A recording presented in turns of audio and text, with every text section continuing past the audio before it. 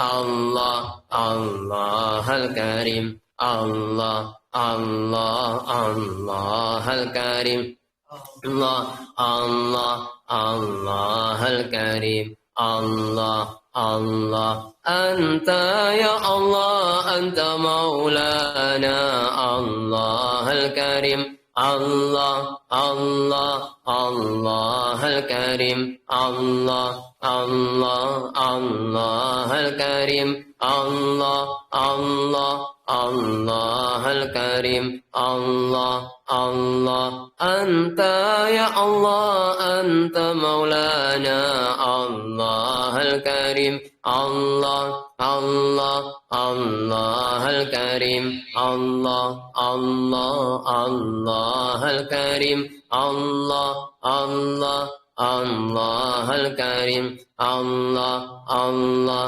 أنت يا الله أنت نصيرنا الله الكريم الله الله الله الكريم الله الله الله الكريم الله الله الله الكريم الله الله نحن عبيدك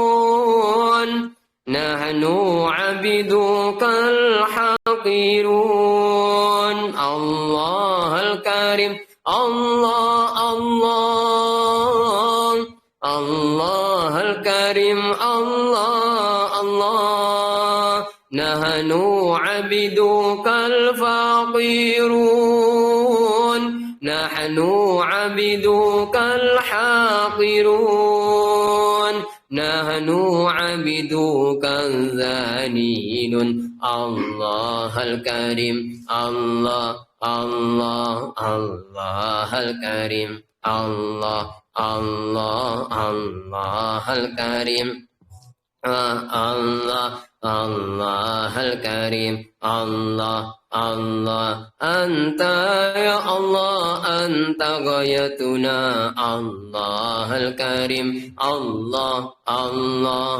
الله الكريم الله الله الله الكريم الله الله الله الكريم الله الله أنت يا الله أنت مقصودنا الله الكريم الله الله الله الكريم الله الله الله الكريم الله الله الله الكريم الله الله آتينا يا الله غفرانك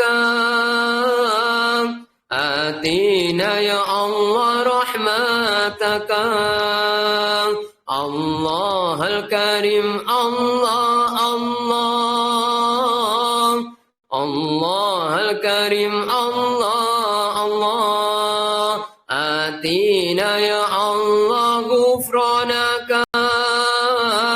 آتينا يا الله رحمتك آتينا يا الله رضاك الله الكريم الله الله الله الكريم الله الله الله الكريم الله الله الكريم الله الله أنت يا الله أنت نعمتنا الله الكريم الله الله الله الكريم الله الله الله الكريم الله الله الله الكريم الله الله أنت يا الله أنت جنتنا الله الكريم الله الله الله الكريم الله الله الله الكريم الله الله الله الكريم الله الله آمين يا الله آمين آمين آمين يا الله آمين آمين آمين يا الله آمين آمين آمين يا الله آمين. الفاتحة. العالمين الرحمن الرحيم مالك يوم الدين إياك نعبد الحمد لله الحمد لله بجميع محامده كلها ما علمت منها وما لم أعلم على جميع نعمه كلها ما علمت منها وما لم أعلم عدد خلقه كله ما علمت منهم وما لم أعلم أشهد أن لا إله إلا الله وأشهد أن محمدا عبده ورسوله اللهم صل وسلم وبارك على سيدنا محمد عبدك ونبيك ورسولك النبي الكامل وعلى آله كما يليق بكمالك وعدد كماله أما بعد. Alhamdulillah, segala puji bagi Allah yang telah memberikan rahmat, hidayah serta taufiknya kepada kita pada pagi hari ini. Alhamdulillah kita masih bisa diberikan kesempatan dan kita bisa menyempatkan diri untuk hadir di majelis ini untuk kita menjaga warisan dari gurunda kita Abuya Said Abuya Jaudin Guswandi. Semoga Allah Subhanahu wa taala dengan berkah beliau, dengan berkah guru kita memberikan keberkahan kepada kita semua, diberkahi usianya, diberkahi rizkinya, diberkahi keluarganya, diberkahi ilmunya serta diberkahi ibadahnya. Ala hadhihi niyah wa kulli niyatin shalihah. Al-Fatihah. Ya kana amin nasta'in. Alhamdulillah pada pagi hari ini kita akan mengkaji sesuatu yang spesial bagi kita dan menjadi sebuah wirid yang dilaksanakan oleh guru kita Buya, bahwa di bulan Muharram ini kita haruslah mencoba untuk kembali merefleksi atau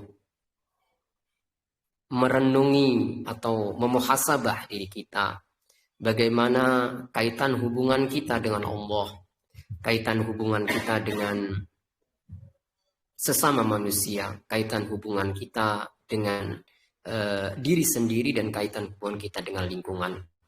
Maka dalam perspektif Buya bahwa kita ini memiliki 4 hubungan yang kemudian diterjemahkan melalui sholat, melalui zakat, melalui puasa, melalui haji. Yang dalam kerangka pemahaman beliau ada namanya teotika. Teotika itu hubungan kita dengan Allah. Kemudian ada sosiotika, hubungan kita dengan sesama manusia. Ada namanya psikotika. Psikotika, hubungan kita dengan pribadi kita sendiri. Dan kemudian yang terakhir ekotika, hubungan kita dengan kehidupan atau dengan lingkungan. Yang kemudian diterjemahkan tadi bahwa hubungan dengan Allah dibangun melalui sholat. Hubungan dengan sesama dibangun melalui zakat. Sementara hubungan dengan diri sendiri dibangun melalui puasa, dan hubungan dengan lingkungan serta kehidupan ini kita dijalin, dipupuk melalui haji atau umroh. Maka kita mencoba merenungi itu semua, bagaimana hubungan kita dengan Allah Subhanahu wa taala. Dan Allah hanya meminta kita agar kita datang kepadanya, pertama dalam keadaan hati yang suci. Yang kedua, dalam keadaan ridho dan diridhoi oleh Allah Subhanahu wa taala. Apakah kita sudah sampai pada terminal-terminal yang telah ditetapkan oleh Allah Subhanahu wa taala? Berarti ada dua karakter yang hanya diterima oleh Allah, yang hanya diterima dan disambut dan dikap oleh Allah Subhanahu wa taala. Pertama, karakter pertama adalah qalbun salim atau hati yang bersih. Yauma la yanfa'u malu wala banun illa man atallaha biqalbin salim. Pada hari itu harta dan anak-anak tidak berguna kecuali yang datang kepada Allah dengan hati yang bersih.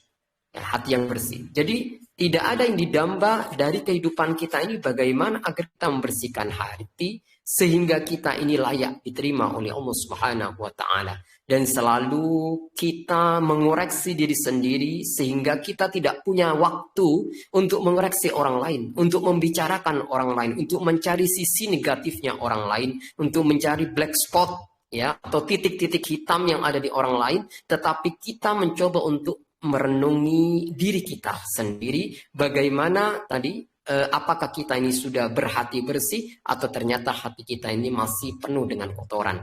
Karenanya dalam bahasa Buya ada dua cara orang memandang kehidupan ini. Dengan menggunakan teropong, dengan menggunakan cermin. Kalau menggunakan teropong yang dilihat oleh orang lain, tapi menggunakan cermin yang dilihat diri sendiri. Maka artinya kenapa kita menggunakan kata refleksi. Refleksi itu bercermin. Kita lihat diri kita ini dalam hubungan dengan Allah Subhanahu wa Ta'ala. Dan selalu yang ditekankan Buya tentang qalbun salim ini, ya, tentang qalbun salim adalah hati yang bersih. Bersih dari apa? Dari sombong, dari dengki, dan dari riya. Itu adalah merupakan wujud keberhasilan atau buah konkret dari amal ibadah yang kita lakukan. Jadi dengan kita qalbun salim, berarti tiga hubungan sudah harmonis. Hubungan dengan Allah harmonis, hubungan dengan dengan sesama manusia harmonis, hubungan dengan diri sendiri harmonis. Apa tandanya? Bahwa ketika orang itu sudah luruh, sudah lenyap kesombongannya, maka itu berarti dia telah sadar bahwa dia memang adalah hamba Allah. Yang butuh selalu kepada Allah. Yang hanyut dalam lautan rahmat Allah Subhanahu wa Ta'ala, yang hanya terus menggantungkan diri sepenuhnya kepada Allah. Tidak ada lagi dia punya kebergantungan kepada masih Allah, kepada selain Allah, apakah itu orang lain atau dirinya. Selama ini kita berpikir selalu merasa aman dengan orang lain, selalu merasa aman dengan sistem, selalu merasa aman dengan pekerjaan yang sedang kita jalani. Tapi jarang kita merasa aman bersama Allah. Padahal keamanan yang sejati adalah ketika kita hanya bersandar kepada Allah Subhanahu wa Ta'ala bahwa kita ini hamba Allah, bukan hamba siapa-siapa. Maka di dalam kitab Fathul Rabbani yang disusun oleh Syekh Abdul Qadir Al-Jailani dijelaskan bahwa orang-orang yang mencapai hurriyah, orang-orang yang mencapai kemerdekaan batin itu apabila dia telah inqita, dia telah mencapai keterputusan hubungan, maksudnya keterputusan roja atau harapan kepada selain Allah Subhanahu wa Ta'ala. Jadi kalau dia sudah terputus harapannya kepada selain Allah Subhanahu wa Ta'ala, dia telah mencapai namanya hurriyah, mencapai kemerdekaan batin. Lah, siapa ini? Ya orang yang memang bergantung sepenuhnya kepada Allah Subhanahu wa Ta'ala dan menganggap bahwa semua apa yang dia lakukan ini adalah dari Allah, dengan pertolongan Allah Subhanahu wa Ta'ala, dan tidak ada satupun dari sekian amal yang dia lakukan diklaim sebagai amalnya, tetapi ini adalah murni anugerah dari Allah Subhanahu wa Ta'ala. Kita mungkin sudah pernah mendengar ini yang sering diceritakan Buya, bagaimana jiwa seorang hamba, dan kita nanti akan datang kepada Allah ya sebagai hamba. Kalau kita baca di surat Maryam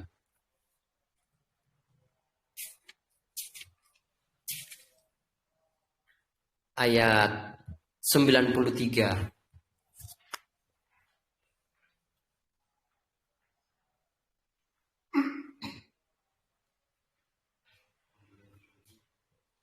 Tidak ada seorang pun di langit dan di bumi kecuali akan datang kepada Allah yang Maha Pengasih sebagai seorang hamba. Iya.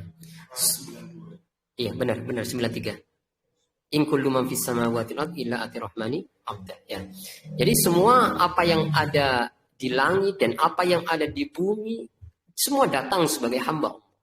Berarti semua itu datang menyerahkan diri sepenuhnya kepada Allah Subhanahu wa Ta'ala, dan dia tidak lagi mengklaim bahwa apapun yang dia lakukan itu dari dirinya, semua adalah dari Allah. Bagaimana Rasulullah Muhammad SAW Mi'raj itu dengan menggunakan identitas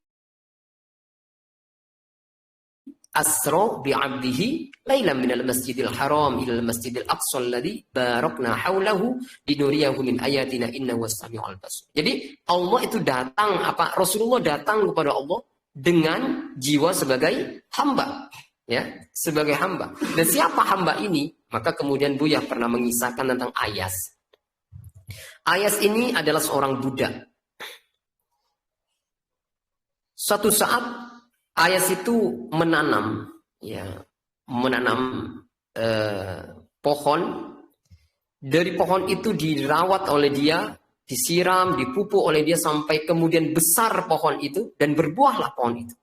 Dipetiklah buahnya dan oleh Ayas keseluruhan buah yang dia petik itu diserahkan semuanya kepada majikannya. Ada orang menegur Ayas, "Wahai Ayas, kenapa engkau memberikan buah itu kepada majikanmu? Engkau tidak kau sisihkan sebagian untukmu. Ketahuilah sesungguhnya biji yang saya tanam dahulu itu adalah biji dari Tuanku. Dan kemudian air yang untuk menyiram juga adalah air dari Tuanku. Bahkan pupuk yang untuk menyuburkan tanaman atau pohon itu juga dari Tuanku. Ya, maka sudah pasti itu buah untuk Tuanku. Bahkan bukan hanya keseluruhan pohon itu milik Tuanku, bahkan diriku ini adalah milik Tuanku. Sehingga seorang hamba itu merasa ini saatnya saya menyerahkan diri. Bukan hanya menyerahkan amalnya, tapi menyerahkan diri yang punya amal. Ya, enak sebenarnya kalau kita menyerahkan diri kita yang beramal ini. Selama ini, benar kata Bu, selama ini orang-orang sekuler, orang-orang kapitalis, itu senang ketika memiliki. Dan tidak senang ketika dimiliki. Padahal seorang hamba yang sejati itu senang dimiliki oleh Allah Subhanahu wa Ta'ala. Senang dimiliki. Dan seorang murid yang sejati, kata Buya, adalah murid itu adalah dia tidak memiliki dan tidak dimiliki kecuali oleh Allah Subhanahu wa Ta'ala. Jadi dia tidak merasa memiliki apa-apa. Dia hanya merasa dimiliki oleh Allah. Berarti dikuasai oleh Allah. Berarti yang berkuasa terhadap dirinya itu hanyalah Allah Subhanahu wa Ta'ala. Keseluruhan dirinya itu dalam kekuasaan Allah. Dalam kekuasaan Allah. Jadi bayangkan, Allah itu disebutkan wa huwa ala kulli syai'in muhit. Dia atas segala sesuatu meliputi. Kalau dalam bahasa Bu ya, ada takdir. Di balik takdir ada kudroh. Di balik kudroh ada iroda Allah. Di balik iroda itu ada ilmu. Di balik ilmu ada rahman rahimnya Allah. Di balik rahman rahimnya Allah itu ada hayyun. Atau kehidupan Allah. Yang di situ di baliknya ada wujudullah. Yang itu tidak bisa ditembus oleh apapun. Tidak akan bisa dihalangi oleh apapun. Bahkan hanya wujudullah itulah yang sebenarnya ada.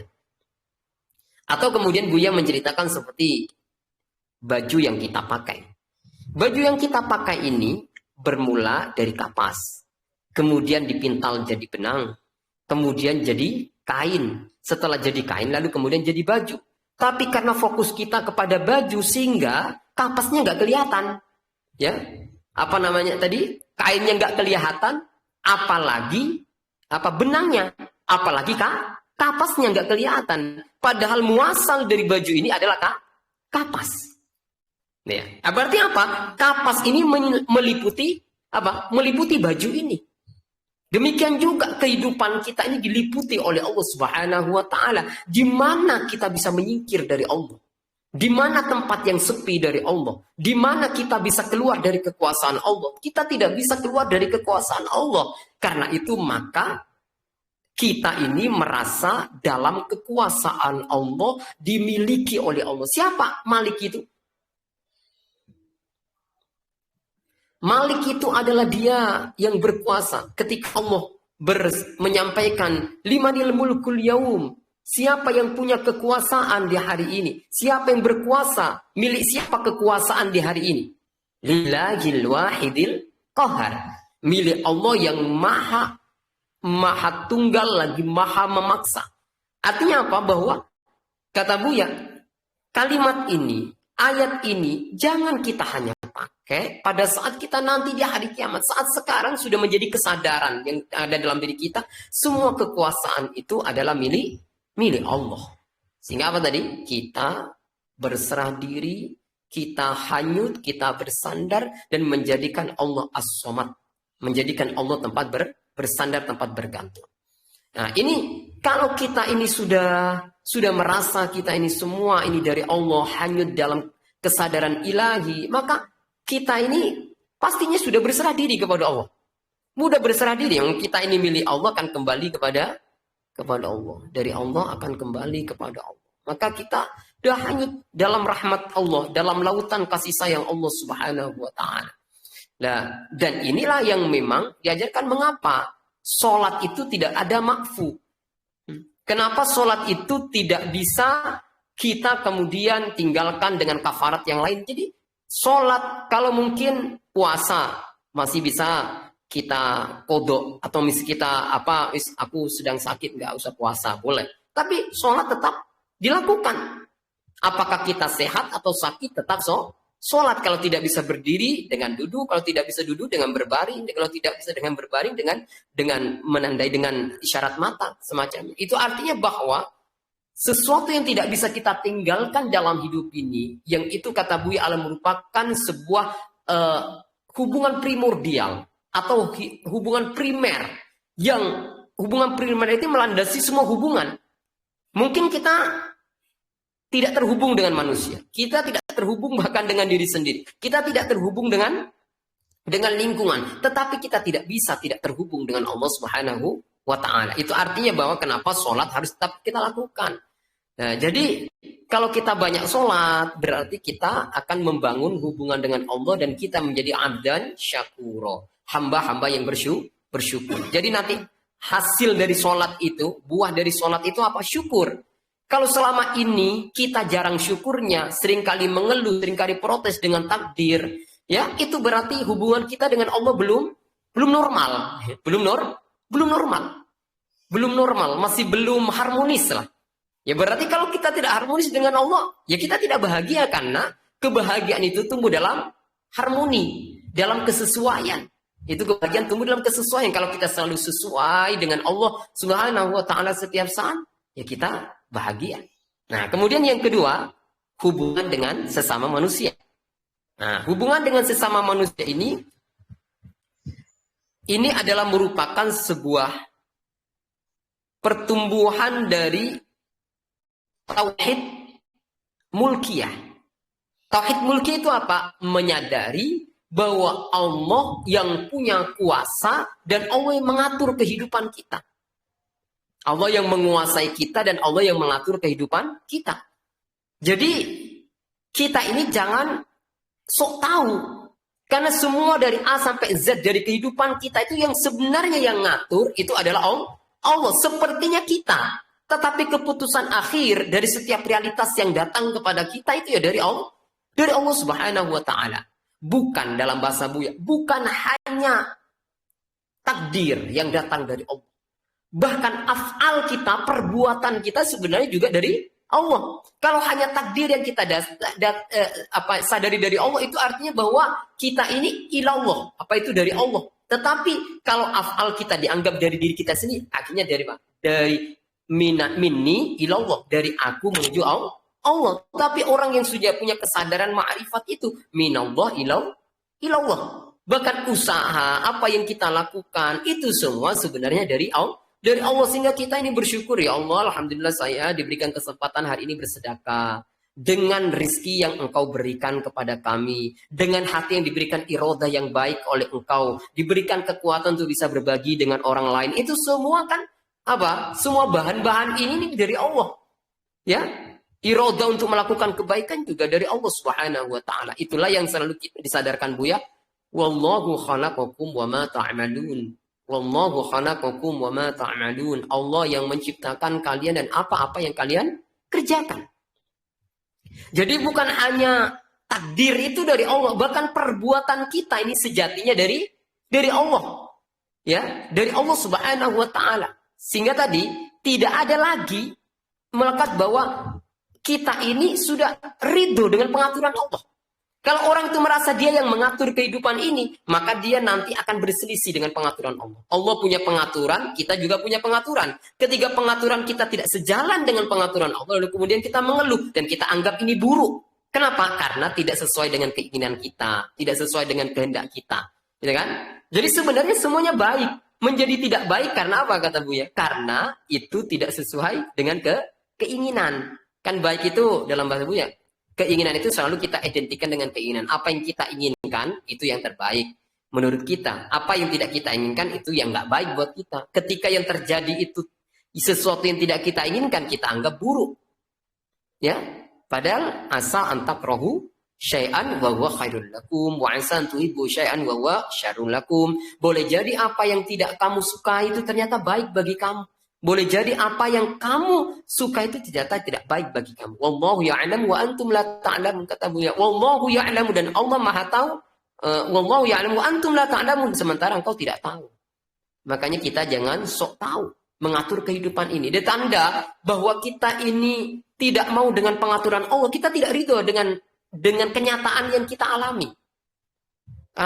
Misalnya kalau di dalam Al-Hikam itu, orang itu diberi pekerjaan ini sekarang. Lalu kemudian dia berpikir untuk pindah ke pekerjaan yang lain. Berarti dia tidak ridho dengan pekerjaan yang Allah berikan sekarang. Itu namanya dia mengikuti pengaturannya sendiri, bukan pengaturan Allah. Misalnya, dulu itu saya punya murid. Saya itu kerja di sebuah perusahaan. Itu toksik. Jadi apa namanya? Nggak enak lah lingkungannya. Lingkungannya nggak enak. Kemudian dia bilang ke saya, Ustaz, saya mau pindah ke perusahaan lain. Terus kenapa pindah ke perusahaan lain? Ya karena di tempat ini toksik. Kalau kamu misalnya pindah dari perusahaan ini, kemudian pindah ke perusahaan yang lain ini, apakah kamu menjamin tidak ada toksik? Ya belum tentu. Mungkin lebih toksik. Nah, Imam Al-Ghazali itu menyampaikan, itu saya tidak membaca ini, tapi itu tahu dari Buya.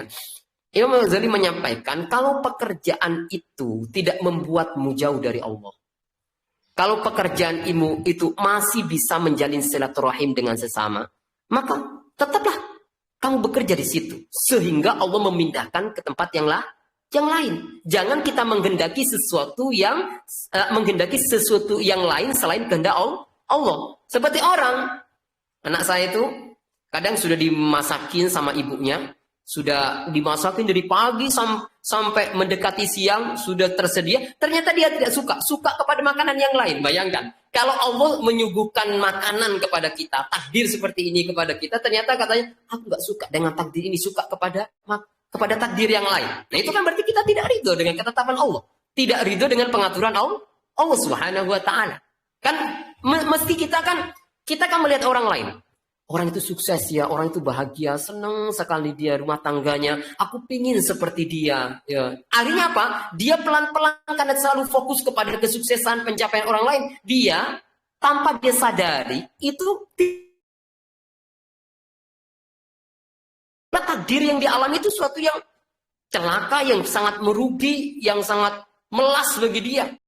Makanya Buya selalu mengatakan, selalu kamu yakini bahwa yang terjadi yang terbaik, ya, yang terjadi yang terbaik, dan kemudian kamu harus merasa sebagai hamba yang paling beruntung.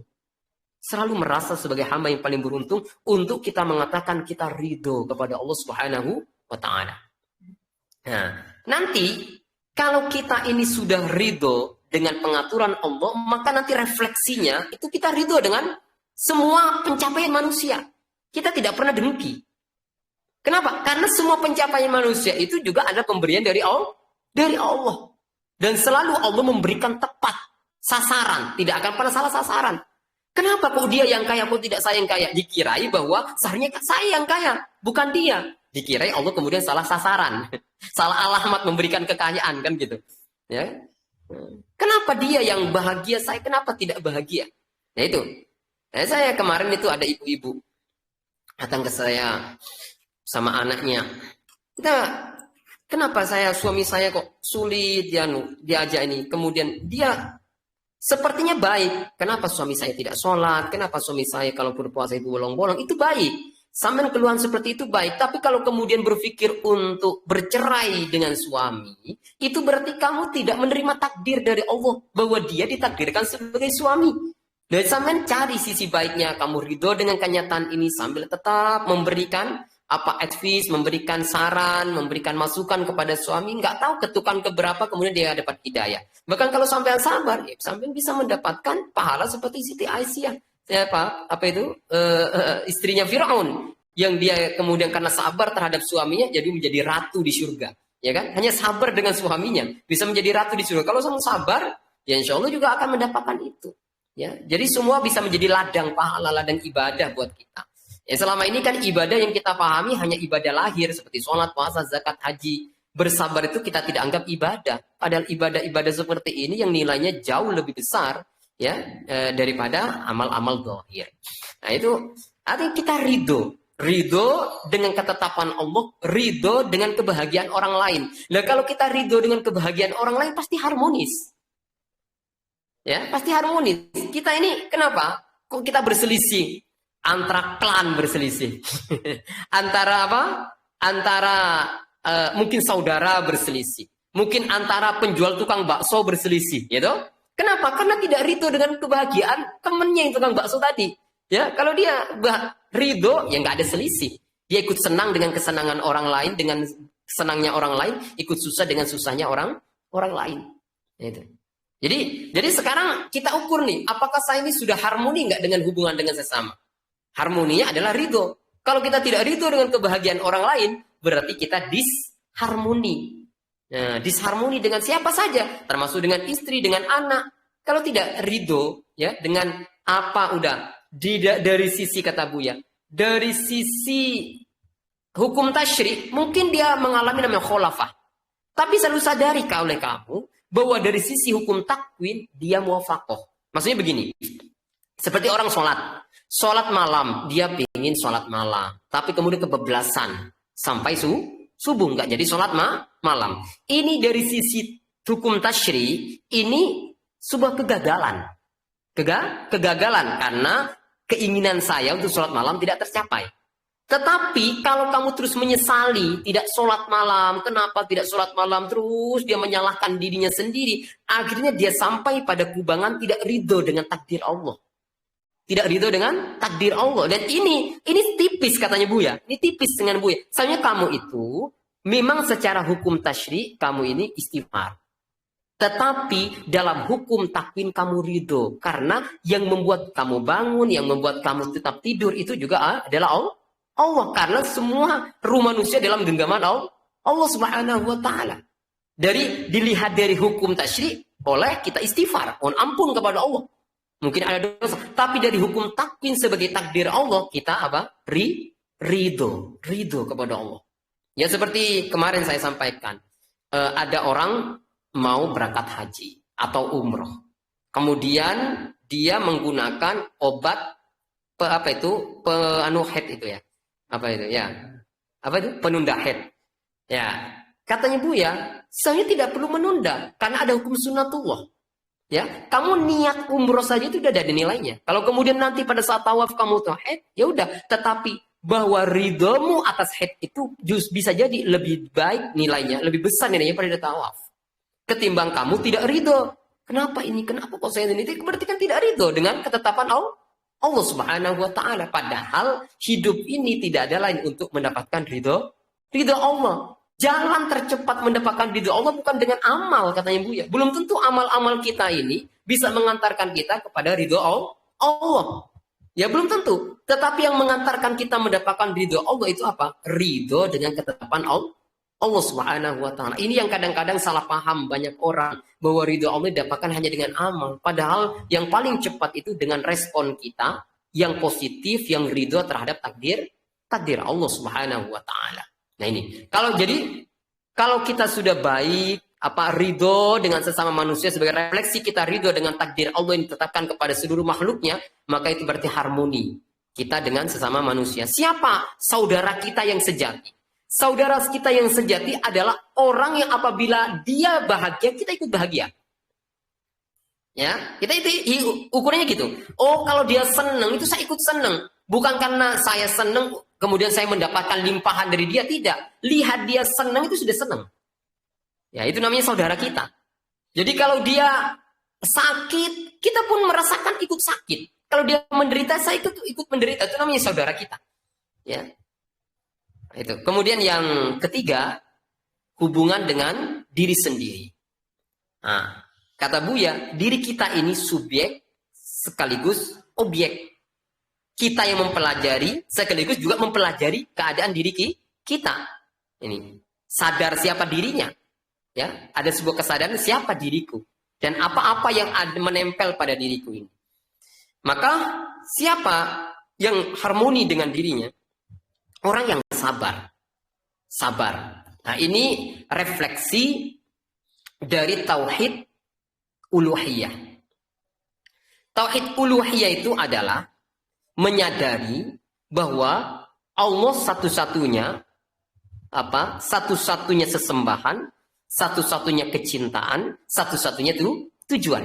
Karena dia al-ma'bud, maka dia adalah al-mahbub, yang dicintai. Karena dia al-mahbub, maka dia al-maksud, yang dimaksud atau yang dituju. Nah, orang yang sudah mapan di tauhid uluhiyah ini, maka dia akan mendapatkan buah dari puasa. Puasa itu apa? Puasa itu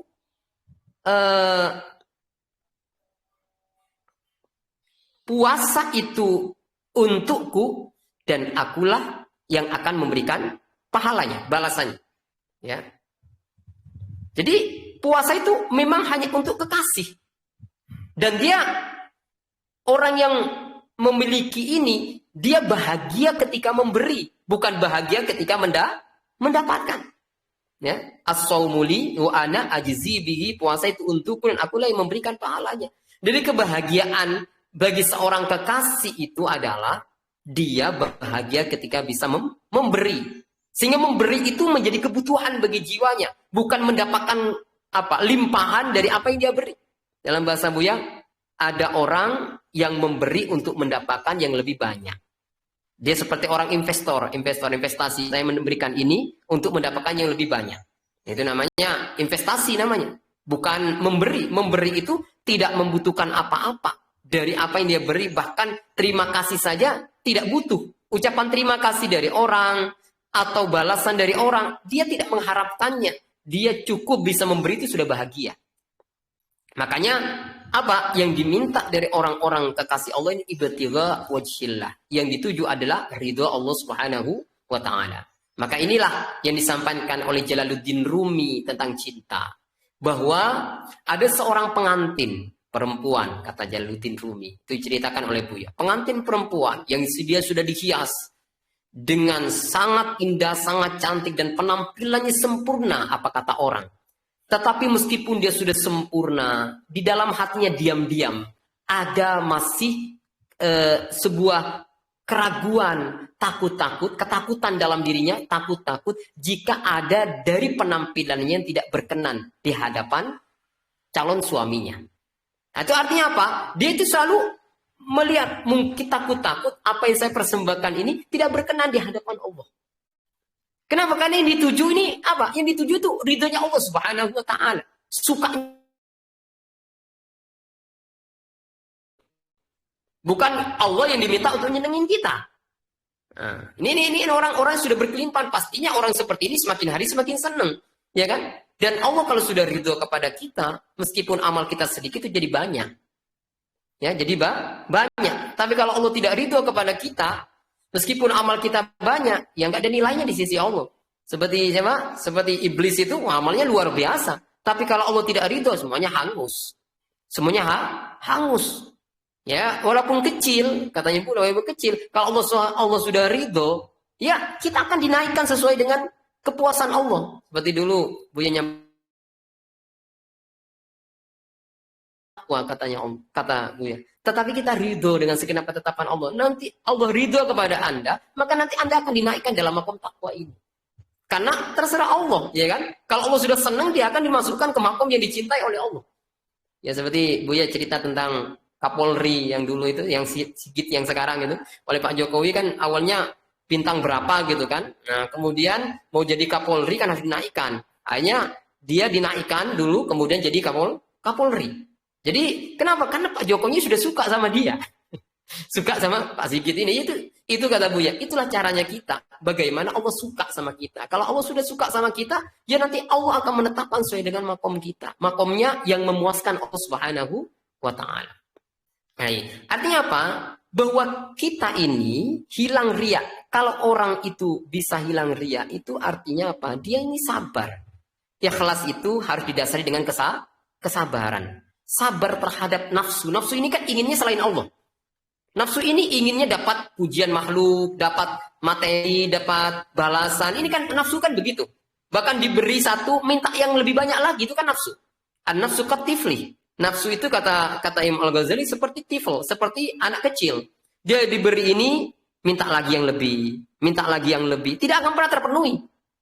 Tidak akan mungkin terpenuhi. Makanya anak kecil itu bukan terus dipenuhi, tetapi itu didelay. Didelay itu ditunda keinginannya. Biar apa? Semakin matang, semakin dewasa. Bahwa kebahagiaan bukan dengan terpenuhinya keinginan. Tapi kebahagiaan itu adalah ketika kita mampu mengendalikan keinginan. Nah, itu sabar. Nah, kalau kita sudah sabar berarti harmoni dengan diri sendiri. Kalau kita sering marah, sering tidak sabar, sering mendesak sesuatu berarti kita belum harmoni dengan diri sendiri. Padahal yang paling dekat dengan kita diri sendiri.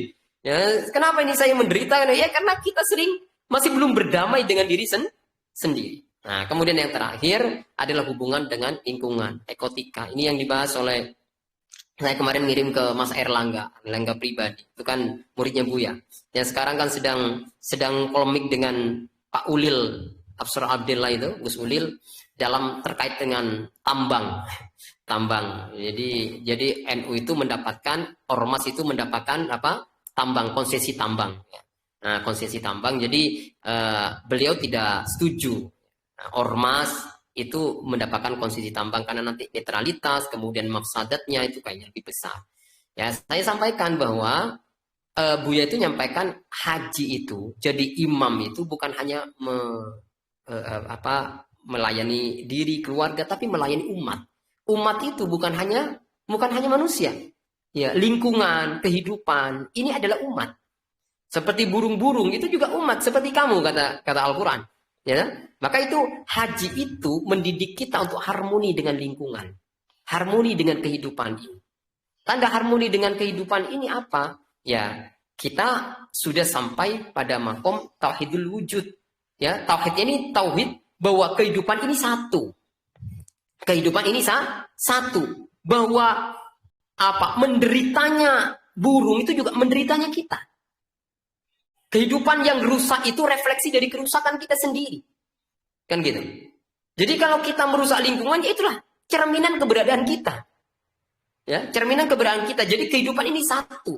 Kalau kehidupan satu, kita tidak lagi mencela orang. Kalau pemimpinnya seperti ini, ya itulah keadaan jiwa kita yang memang layak mendapatkan pemimpin seperti itu. Bukan kita yang kemudian memprotes pemimpin. Jadi pemimpin itu refleksi atau cerminan dari yang dipimpin. Nah, jadi apa? Kita semua harus menyadari, kita ini satu kesatuan, satu jejaring. Karena satu jejaring, maka kasih sayang kita ini pada seluruh kehidupan. Dan orang yang sudah sampai pada ini, itu sudah yang lenyap itu bukan hanya nafsunya, tapi juga keakuan. Maka inilah yang disampaikan oleh Buya. Kalau orang sudah mampu melepaskan keakuan ini, maka dia menjadi imam. Menjadi orang yang bisa merangkul semuanya. Bisa merangkul semuanya. Di ruang ini merangkul semuanya. Orang jahat, orang baik, dirangkul semua oleh ruang. Dirangkul semua. Tidak ada satu, karena mereka itu diri kita sendiri. Dalam bahasa Buya, aku sautuh. Ya, aku ya kamu adalah aku. Aku adalah semua adalah aku. Nah, ini konsep yang diajarkan Buya. Artinya apa? Kita ini dengan apa? Ya kita tawakal. Kenyataan hidup semua takdir itu sudah dirangkai oleh Allah Subhanahu wa taala dan kita kita tawakal, kita taslim dengan semua apa yang Allah tetapkan untuk kehidupan ini. Nah, dan kemudian kita pancarkan kasih sayang kita kepada seluruh kehidupannya. Seperti yang disampaikan Buya. Dulu ada kakek beliau, suatu saat beliau lewat di pematang sawah, ada burung yang sedang ngambilin padi gitu ya, nyocokin padi itu, kemudian mau diusir sama kata kakeknya, jangan kau usir. Bayangkan kalau kamu sedang makan kemudian diganggu. Padahal itu sawahnya beliau sendiri. Bayangkan beliau kalau kamu sedang makan diganggu oleh orang, apa kamu nggak marah? Ya marahlah gitu. Dan dia sendiri juga mau makan, itu rezekinya dia. Bukan rezekinya kita, itu rezekinya dia. Rezekinya dia ditetapkan oleh Allah Subhanahu wa taala. Hanya melalui sawah kita. Udah, jangan diganggu dulu sampai dia kenyang. Dia kemudian pasti dia nggak akan di situ terus kalau sudah kenyang. Ya kan? Beda dengan manusia udah kenyang dibawa lagi. berkatnya. Berkat satu kurang, minta dua, minta tiga. Ini dia hanya makan sekenyangnya. Itu artinya apa? Beliau itu sensitivitas atau rasa kasih sayang kepada makhluk mengidentikan kepada dirinya sendiri. Suatu saat Buya itu kata Buya, melempar apa ada ayam mau diberikan biasanya diberi apa? Jagung kan. Hanya di sebenarnya nggak ada jagungnya. Kemudian datang ayamnya diambil.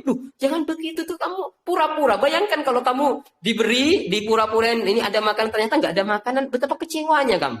Ya sudah, kamu cari makanan, cari jagung, kemudian dibelikan langsung dia tangkap nggak apa-apa. Itu kan itu apa ya? Dia menyadari bahwa orang makhluk itu seperti dirinya. Ya, kasih sayangnya sampai segitu gitu. Ya, sampai segitu. Itu kan sudah orang yang sampai makom tauhidul wujud. Ya, kita semua masih belajar. Yang penting tadi 4 hubungan ini bagaimana dengan kita. Ini kan kalau dalam falaknya NU sekarang ini hari terakhir, ya kan? Hari terakhir, maka kita muhasabah. Hubungan kita dengan Allah, tanda hubungan kita dengan Allah udah baik, syukur. Tanda hubungan kita dengan sesama sudah baik, berarti ridho dengan kebahagiaan orang lain. Tanda hubungan kita sudah baik dengan diri sendiri, ya kita sabar dengan dorongan-dorongan nafsu ini. Ya, kemudian yang ketiga, yang keempat, kalau kita sudah baik hubungan dengan sesama, ya kita tawakal, dan berserah diri kepada Allah Subhanahu wa taala. Ya, pas ini jam 8. Semoga yang sedikit ini bermanfaat bagi kita semua. Ya, saya kemarin tadi tuh mikir, oh iya, ini bahwa bagaimanapun ya kajian di Buya ini tidak boleh libur ya. Ini mikotnya dari sini. Mikotnya dari sini nanti lurus dari UNER kemudian ke Rungkut nanti ke Zaili itu ya. Ya doanya semoga ini menjadi jalan untuk menyebarkan ajaran-ajaran Buya ya. Demikian dari saya.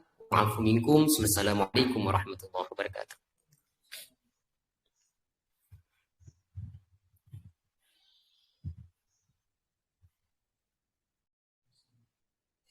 Alhamdulillah.